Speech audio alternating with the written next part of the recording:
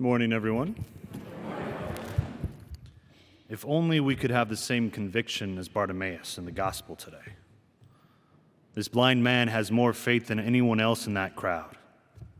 He's heard about this Jesus fellow. He's heard how he can perform miracles, how he's helped the lame to walk and the blind to see. He calls out for Christ, and those around him shush him. We can only imagine what they said to him. Stop shouting. Stop acting oddly. Have some decorum. You're embarrassing yourself. And yet this man persists and demonstrates his great faith, that yes, Christ can do what he says, that he is who he says.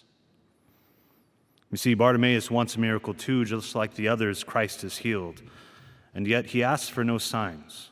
He doesn't try to test Christ. He doesn't make Christ prove himself. All Bartimaeus asks for is what he lacks, his sight. It's a very simple request. And can you imagine what great joy this man must have felt at being called by Christ to come near? He throws off his cloak, springs up, and runs to Christ. There's no hesitation. I don't know if you've ever come upon a battlefield shortly after an engagement, but there's a story that comes down from St. Jose Maria Escriva.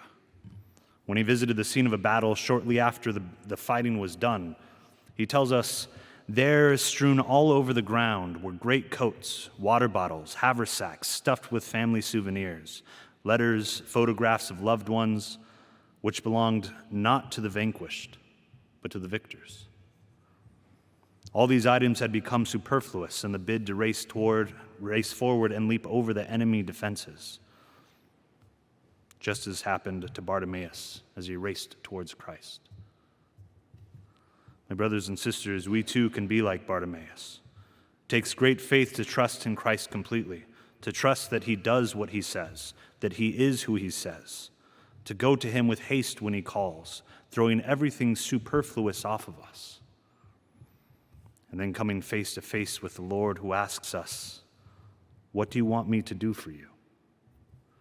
My brothers and sisters, this is the conversation we need to have with Christ today. What do you want me to do for you, he asks.